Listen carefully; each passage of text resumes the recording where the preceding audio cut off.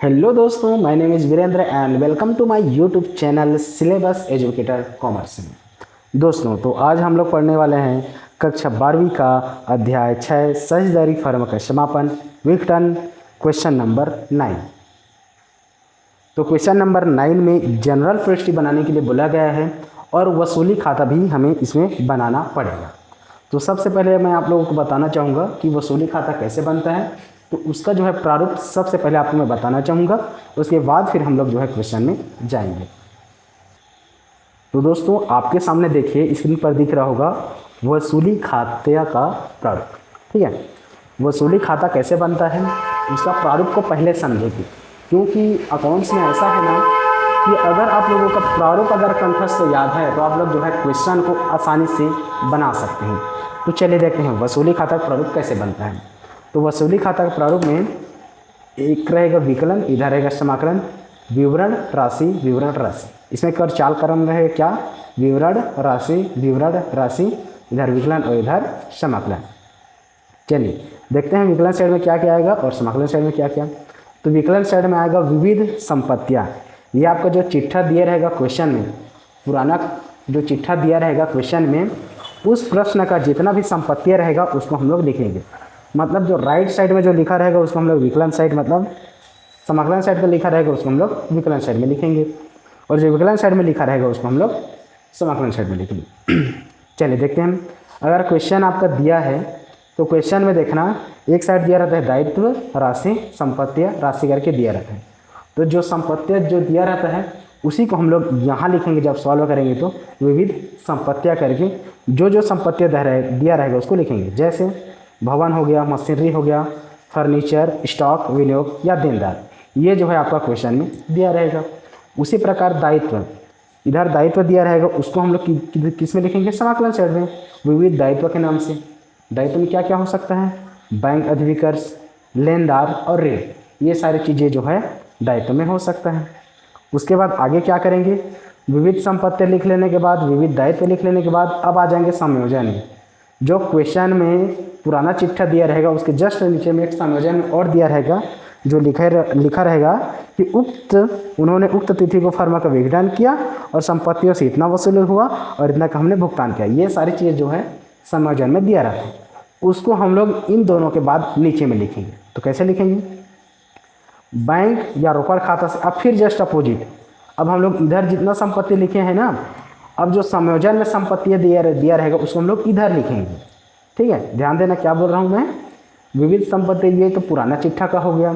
उसके बाद जो संयोजन में दिया रहेगा संपत्तियाँ जिससे वसूल होगा, जिससे हमें राशि प्राप्त होगी, उसको हम लोग किधर लिखेंगे, समाकलन साइड में लिखेंगे। फिर इधर उसके बाद दायित्व जिसका हम लोग भुगतान करेंगे, संयोजन का भुगतान, उसको हम लोग किस में लिखेंगे, विकलन साइड में। किस नाम से, बैंक या रोकड़ खाता के नाम से। इसमें क्या क्या आ सकते हैं, जैसे लेनदार, व्यय, समापन व्यय हो सकता है या कुछ खर्च हो सकता है ना, और ऋण हो सकती है। उसी प्रकार अगर हमसे समायोजन में जो राशि प्राप्त होंगी उसमें क्या क्या हो सकते हैं, या तो फर्नीचर या स्टॉक, संयंत्र, विविध देनदार या विनियोग, ये सारी चीज़ें जो है हमें राशियाँ प्राप्त हो सकती हैं। उसके बाद आगे हम लोग क्या करेंगे, साझेदारों की पूंजी खाता में हस्तांतरित लाभ। अगर इधर राशि ज़्यादा है और इधर राशि कम है तब क्या आ जाएगा, लाभ आएगा। और अगर इधर राशि ज़्यादा है और इधर राशि कम है तब क्या आएगा, हानि आएगा। साझेदार पूंजी खाता में हस्तांतरित हानि, जो भी साझेदार रहेगा उसका नाम ABC करके, और इधर राशि बराबर कर लेंगे और इधर भी राशि बराबर कर लेंगे। तो ये हमारा बन गया क्या, वसूली खाता का प्रारूप। इसमें कुछ नहीं दिया है, शॉर्टकट में या एक शब्द में बोलो तो क्या दिया हुआ है समझना। क्वेश्चन में जो पुराना चिट्ठा दिया रहेगा उसका जो समाकलन है उसको हम लोग विकलन में डालेंगे, और जो विकलन में दायित्व दिया रहेगा उसको हम लोग समाकलन में डालेंगे, पहला काम। दूसरा काम क्या करेंगे, जो संयोजन में नीचे में जो दिया रहेगा ना संपत्तियों को हम लोग क्या करेंगे, समाकलन साइड में डालेंगे। जो राशि प्राप्त होगी उसको समाकलन में, और जिसका हम लोग भुगतान करेंगे उसको विकलन में। तीसरा काम क्या करेंगे, राशि समाकलन साइड का राशि अगर ज़्यादा है और विकलन साइड का राशि कम है तो इधर आ जाएगा लाभ, और अगर विकलन साइड का राशि ज़्यादा है और समाकलन साइड का राशि कम है तो इधर आ जाएगा क्या, हानि। बस इन 3 स्टेप को बस याद रखना है और हमारा वसूली खाता बन जाएगा। ठीक है दोस्तों, चलिए इसमें से अब हम लोग क्या करेंगे, क्वेश्चन नंबर 9 को हम लोग बनाएंगे। उसमें जनरल रजिस्ट्री बनाने के लिए बोला गया है। तो सबसे पहले हम लोग वसूली खाता तैयार करेंगे। वसूली खाता तैयार करने के बाद फिर हम लोग जनरल रजिस्ट्री को बनाएंगे। चलिए दोस्तों, तो क्वेश्चन नंबर 9 जो है आपको स्क्रीन पर दिख रहा होगा, एक बार आप लोग मिलान जरूर कर लीजिए। चलिए दोस्तों, ज़्यादा टाइम वेस्ट ना हो इसलिए मैंने जो है क्वेश्चन को यहाँ पर बना रखा है। अब इसको कैसे बनाना है उसको मैं आप लोगों को बताते जा रहा हूँ। तो क्वेश्चन में देखना क्या दिया हुआ है, ए और बी जो है निम्नलिखित चिट्ठा है जो बराबर के साझेदार हैं, बराबर साझेदार रहेंगे। और इसमें हमें एक बैलेंस शीट दिया हुआ है, इसी को मैं बोल रहा था पुराना चिट्ठा, इसी को बोलते हैं। दायित्व है, राशि है, संपत्तियाँ और राशि दी हुई है। और नीचे में दिया हुआ है उन्होंने फर्म के विघटन का निर्णय लिया, संपत्तियों से निम्नलिखित वसूली हुई, इतना वसूल हुआ है, हमें प्राप्त हुआ है। और जिसमें कम कम बोला है उसमें हम लोग माइनस कर लेंगे जितना जितना परसेंट बोला है। और देनदार से ये 4000 और लेनदार को 10% कटौती का भुगतान करेंगे। समापन में है 1000, आवश्यक जनरल प्रविष्टि बनाएंगे। तो ये हमें जो है क्वेश्चन में दिया हुआ है। तो सबसे पहले हम लोग क्या बना लेंगे, वसूली खाता। वसूली खाता का प्रारूप बना लेंगे, फॉर्मेट विवरण राशि, इधर आ जाएगा विकलन और इधर समापन। अब इसमें देखो मैंने क्या बोला था, जो पुराना चिट्ठा है संपत्ति साइड में दिया हुआ है समाकलन साइड, उसको हम लोग किधर लिखेंगे, विकलन साइड। तो देखो यहाँ पास लिखा मैंने, विविध संपत्तियाँ खाता से क्या क्या दिया हुआ है, मशीनरी दिया हुआ है 18,000, प्लांट दिया हुआ है 20,000 और देनदार दिया हुआ कितना 5,000। तीनों को जोड़ के यहाँ लिख देंगे कितना 43,000। अब जैसे इधर विविध संपत्ति लिखे वैसे इधर विविध दायित्व को भी लिखेंगे। विविध दायित्व खाता से इधर मात्र क्या दिया हुआ है आपका, लेनदार, एक का ऋण दिया हुआ है लेकिन उसको हम लोग इसमें नहीं लिखते, आप लोग ध्यान रखना, ठीक है। लेनदार दिया हुआ है, इधर हम लोग क्या लिखेंगे, लेनदार खाता करके 6,000। एक बात और मैं बताना चाहूँगा, जब मैंने प्रारूप बताया तो उस पर मैंने ऋण खाता जरूर बोला था, ठीक है। ऋण खाता लिखना है, लेकिन किसी भी पार्टिकुलर साझेदार के नाम से जो ऋण रहेगा उसको हम लोग यहाँ पास नहीं लिख सकते, ठीक है। आप लोग ध्यान रखना, क्वेश्चन में दिया रहेगा कि ऋण खाता करके, तब हम लोग वहाँ पास लिखेंगे। अगर पार्टिकुलर नाम से है जैसे कि ए का ऋण, तो उसको हम लोग यहाँ पास नहीं लिखेंगे, इस बात का हम लोग ध्यान रखें। तो विविध दायित्व खाता से लेनदार कितना आ गया, 6,000 आ गया। उसके बाद क्या करेंगे, दूसरा स्टेप, जो समायोजन में हमें प्राप्त हो रहा है राशि या भुगतान कर है उसको लिखेंगे। तो जब हम लोग देखें आगे, तो मशीनरी पर इसके पुष्ट मूल्य से 20% कम, और प्लांट से भी 10% कम, और देनदारों से 4,000 हमें क्या हुआ पहले प्राप्त हुआ है। उसके बाद फिर क्या हुआ है, लेनदार को 10% कटौती का भुगतान करेंगे और समापन व्यय का 1,000 का भुगतान करेंगे। चलिए पहले प्राप्त हुआ है उसको देख लेते हैं।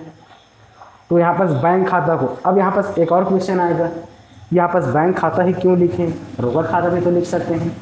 तो इस बात को आप लोग ध्यान देना, आपके क्वेश्चन में पुराना चिट्ठा में अगर बैंक दिया है तो बैंक का खाता लिखेंगे, और रोकड़ दिया है तो रोकड़ खाता लिखेंगे, या आगे संयोजन में ही लिख दिया रहेगा कि आप लोग बैंक खाता बनाइए तो बैंक खाता करेंगे, रोकड़ खाता बनाइए बोला रहेगा तो यहाँ पर हम लोग क्या करेंगे, और रोकड़ खाता को लेंगे, ठीक है। फिलहाल इसमें हम लोग जो जब देखें पुराना चिट्ठा में क्या दिया हुआ था, बैंक दिया हुआ था, तो हम लोग यहाँ पास क्या लिखेंगे, बैंक खाता को।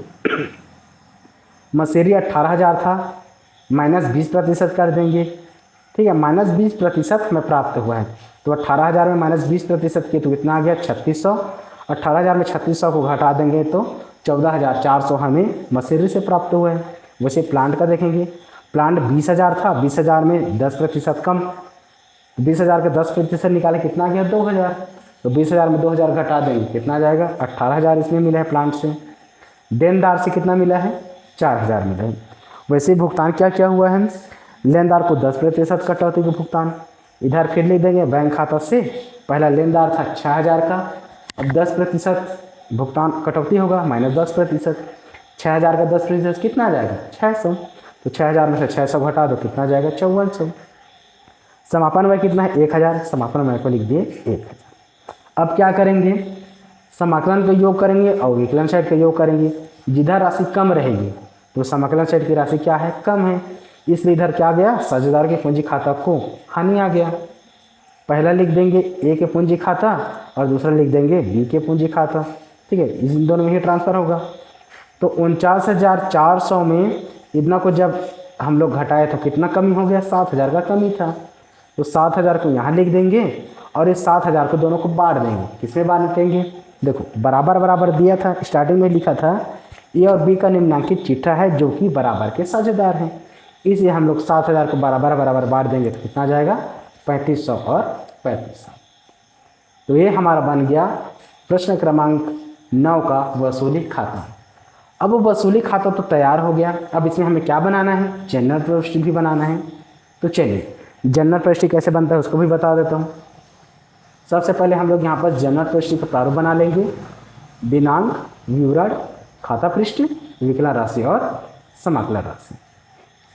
अब देखिए दोस्तों, ये और भी सरल है। अब जब वसूली खाता बनाए उसी को देख करके हमें जो है जनरल प्रविष्टि को बनाना रहता है। कैसे बनाएंगे, यहाँ पर देखना, जो विकलन में एंट्री हुआ है उसको हम लोग किसमें करेंगे, समाकलन में एंट्री करेंगे, और जो समाकलन साइड में है उसको हम लोग विकलन में एंट्री करेंगे। देखना कैसे होगा, इधर देख लो, विविध संपत्ति खाता से ये विकलन साइड है ना, जितना भी एंट्री हुआ है उसको हम लोग समाकलन में करेंगे, मसेरी खाता से, प्लांट खाता से और देनदार खाता से।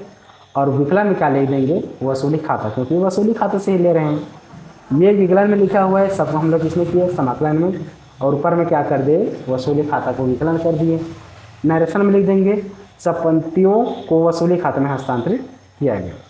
मसेरी का 18,000, 20,000 और 5,000 टोटल जोड़ करके लिख देंगे कितना, 43,000। अब देखो विविध संपत्ति हो गया ना, अब विविध दायित्व साइड आ जाओ। ये किधर एंट्री हुआ है, समाकलन साइड में, तो इसको हम लोग किस में लिखेंगे, विकलन में। लेनदार खाता को विकलन कर देंगे और समाकलन को क्या कर देंगे, वसूली खाता से। नरेशन में आ जाएगा लेनदार खाते की शेष राशि वसूली खाता में स्थानांतरित करने पर कितना है, 6,000, 6,000 विकलन और 6,000 समाकलन कर देंगे। आगे आ जाओ, इधर देखना, फिर लेनदार खाता से एक भुगतान हुआ था और इधर बैंक खाता से करके लेनदार में भुगतान हुआ था और बैंक खाता को करके इधर हमें जो है क्या हुआ था, राशि प्राप्त हुई थी। तो जितना भी राशि प्राप्त हुआ है उसको लिख देंगे। तो इधर देखो क्या लिखेंगे, बैंक खाता है इसलिए बैंक खाता को विकलन कर देंगे और क्या नाम से रहेगा, वसूली खाता से। कितना है टोटल जोड़ देंगे, जितना भी प्राप्त हुआ है उसको, 14,400, 18,000 और 4,000, इन तीनों को जोड़ेंगे तो कितना आ जाएगा, 36,400 रुपये। अब आगे क्या है, भुगतान भी किए हैं तो भुगतान को भी लिख देंगे। देखो बैंक खाता को मतलब विकलन में आते हैं इसलिए हम लोग बैंक खाता को विकलन में किए। बैंक खाता से मतलब समाकलन में आते हैं इसलिए बैंक खाता को हम लोग यहाँ पर से कर देंगे। वसूली को खाता को हम लोग क्या कर देंगे, विकलन, और बैंक खाता से लेनदार का भुगतान करने पर कितना, 5400 भुगतान किए, इधर भी 5400 विकलन और 5400 समाकलन में। आगे आ जाओ, अब देखो उसी में एक और भुगतान किए थे, किसका, समापन व्यय का भी भुगतान किए थे, ठीक है, तो उसको भी यहाँ पर लिख देंगे। वसूली खाता को विकलन, बैंक खाता से समापन व्यय कितना है, 1,000, तो 1,000 को यहाँ पर भी हम लोग विकलन कर देंगे, 1,000 समाकलन। नरेशन में लिख देंगे समापन व्यय का भुगतान करने पर, ठीक है, ये हमारा 5वां तक बन गया। अब लास्ट देखो, इसको भी हमने लिख दिया, इसको भी हमने लिख दिया, प्राप्ति को भी लिख डाला, भुगतान को भी लिख डाला। अब क्या बचा हमारा, ये लाभ या हानि, ये बचा, ठीक है। तो अब इसको हम लोग कैसे लिखेंगे, देखो ये समाकलन साइड है, ठीक है, ध्यान रखना, ये किधर लिखा हुआ है, समाकलन साइड, तो इसमें क्या जाएगा, विकलन साइड में। ए का पूंजी खाता विकलन, बी का पूंजी खाता विकलन और किससे, वसूली खाता से। हानि की राशि साझेदारों के पूंजी खाता में हस्तांतरित करने पर, देखो 3500 विकलन 3500 समाकलन दोनों को जोड़कर कितना आ गया, 7,000। अब देखो ये सारी चीज़ों को तो एंट्री हमने कर लिया, इसी से हमारा क्या बना है, जनरल प्रविष्टि बना ना, एकदम सरल। अब उसके बाद देखो क्या है, ऋण भी है।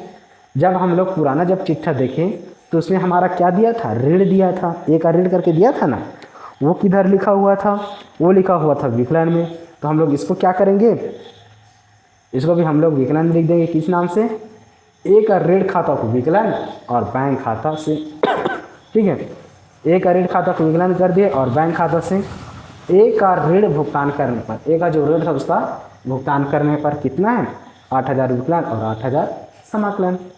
उसके बाद 8वां देखो, एक और बच गया था हमारा, शेष राशि साझेदारों के पूंजी खाता में हस्तांतरित करने पर। जो शेष राशि था, जब आप लोग देखो पुराना चिट्ठा जो दिया हुआ है उसमें दायित्व साइड में क्या दिया हुआ है, पूंजी ए का 20,000 है और बी का कितना है 14,000। दोनों को जोड़ोगे तो कितना जाएगा 34,000। अब उस 34,000 में से हमारा क्या हो गया था, हानि हो गया कितना 7,000 का।